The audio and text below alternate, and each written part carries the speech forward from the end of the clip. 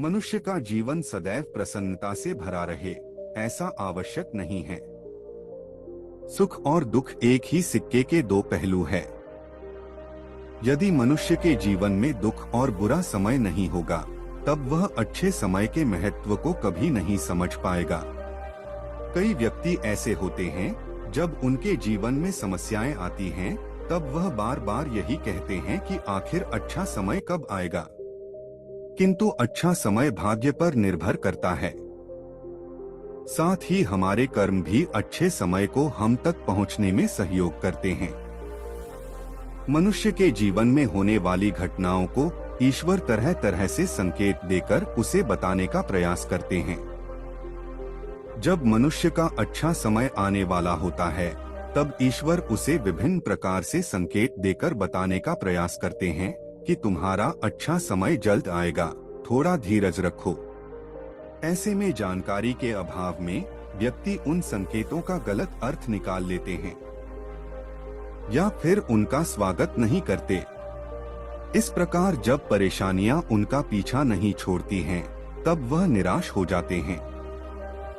आज हम आपको इस वीडियो में बताने वाले हैं कि अच्छे समय आने की क्या संकेत होते हैं और किस प्रकार से इन संकेतों का स्वागत करना चाहिए। दोस्तों, गौतम बुद्ध की शिक्षा हर किसी के जीवन को नई दिशा दे सकती है। अगर आप भी इसे मानते हैं, तो कमेंट्स में नमो बुद्धाय लिखना मत भूलिए। इस कहानी को अंत तक सुनिएगा और वीडियो के साथ बने रहिएगा। तो अब इस कहानी की शुरुआत करते हैं। बहुत समय पहले की बात है। एक गांव में एक गरीब आदमी रहता था। वह आदमी अपने जीवन के दुखों से बहुत अधिक परेशान रहता था। जब कभी वह कोई काम करने जाता, तो वह काम सफल होते होते रह जाता था। आखिरी क्षणों में असफलता ही उसके हाथ लगती थी। कभी वह स्वास्थ्य को लेकर परेशानी में रहता था, तो कभी उसके परिवार में अकाल मृत्यु हो जाती थी। वह अपने जीवन के दुखों से तंग आ चुका था। एक दिन की बात है। वह अपने घर के दरवाजे पर बैठा बैठा सोच रहा था। तभी उसके दरवाजे पर चिड़ियों का झुंड आया। वह पहले से ही परेशान था। चिड़ियों को देखकर वो उन्हें भगाना शुरू कर दिया। सभी चिड़िया उसके दरवाजे से दूर हो गई। उस व्यक्ति की यह विशेष आदत थी। जब भी वह किसी जानवर को अपने घर के आसपास देखता था, तब उसे मारने और भगाने लगता था। साधु संतों को देखकर वह कभी उन्हें प्रणाम नहीं करता था, बल्कि मुंह फेरकर वहां से चला जाता था। आखिरकार लगातार परेशानी झेलते हुए जब उसकी हिम्मत टूट गई, तब एक दिन उसने निर्णय ले लिया कि अब वह इस जीवन को समाप्त कर देगा। वह अपना घर छोड़कर गांव से बाहर चला गया और नदी को देखते ही उसमें छलांग लगा दी। लेकिन यह क्या? दो सन्यासियों ने उसे नदी के पानी से बाहर निकाल दिया। दरअसल जब वह नदी में छलांग लगा रहा था, वहां पर एक सन्यासी और उनके दो शिष्य बैठे हुए थे। उस व्यक्ति को नदी में छलांग लगाता हुआ देखकर सन्यासी ने अपने शिष्यों को आदेश दिया और उस व्यक्ति को पानी से बाहर निकाला गया। पानी से बाहर आते ही वह व्यक्ति सन्यासी के ऊपर चिल्लाता। उसने कहा कि आपने मेरी जान क्यों बचाई? मैं जीवित नहीं रहना चाहता, मुझे मरना ही होगा। सन्यासी ने उसे समझाते हुए कहा कि यह जीवन बहुत मूल्यवान है। तुम इसे इस प्रकार क्यों व्यर्थ कर रहे हो? आखिरकार जब समय पूरा हो जाएगा, तब तुम्हें यह धरती छोड़कर जाना ही है। उस व्यक्ति ने कहा कि मैं अपने जीवन की परेशानियों से तंग आ गया हूँ। मुझे समझ में नहीं आता है कि मेरा अच्छा समय कब शुरू होगा। मेरे जीवन में सब कुछ बुरा बुरा होता है। मैं लाख प्रयत्न करता हूँ, फिर भी सफलता नहीं मिलती है। सन्यासी ने कहा कि मैं तुम्हारी सहायता करूंगा। तुम सबसे पहले आत्महत्या करने का विचार अपने दिमाग से निकाल दो, क्योंकि यह सबसे बड़ा पाप है। जो व्यक्ति आत्महत्या करते हैं, उन्हें कभी मुक्ति नहीं मिलती है। तुम्हें क्या लगता है तुम आत्महत्या कर लोगे तो तुम्हारी परेशानी खत्म हो जाएगी? कभी नहीं, बल्कि आत्महत्या से तुम कायर सिद्ध होते हो। उस व्यक्ति ने कहा कि हे सन्यासी, आप बहुत ज्ञानी हैं, कृपया करके मुझे कोई मार्ग बताइए। मुझे यह बताइए कि मेरा अच्छा समय कब आएगा और इसके संकेत क्या क्या है। सन्यासी ने कहा कि मैं तुम्हारी सहायता अवश्य करूंगा, किंतु उससे पहले तुम्हें मेरे कार्य करने होंगे। मैं तुम्हें जैसा जैसा कहता हूँ तुम्हें मेरी बात माननी होगी। उस व्यक्ति ने कहा कि आप जो भी कहेंगे मुझे सब मान्य है।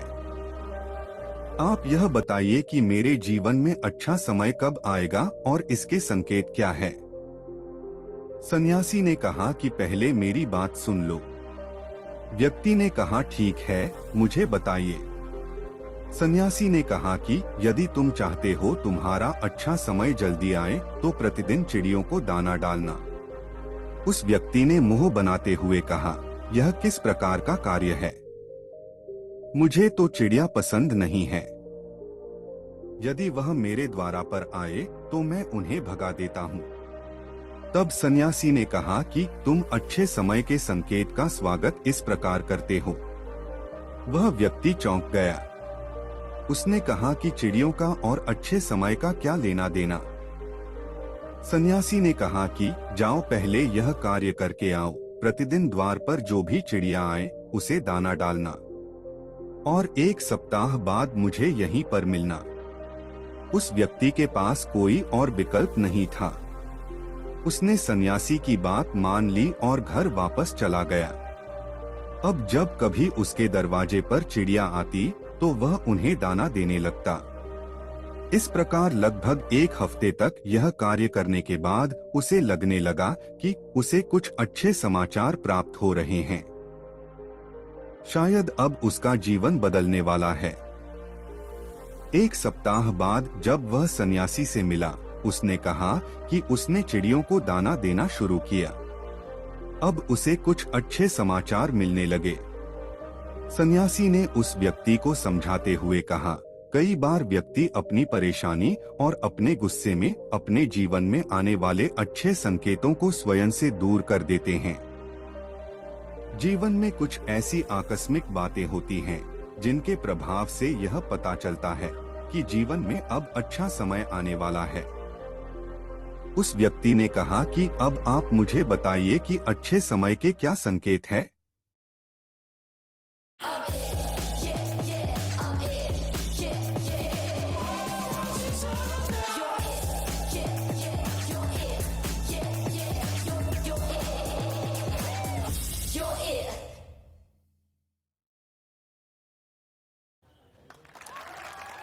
पाजी, वो एक बार 2.5 किलो का हाथ पाजी प्लीज।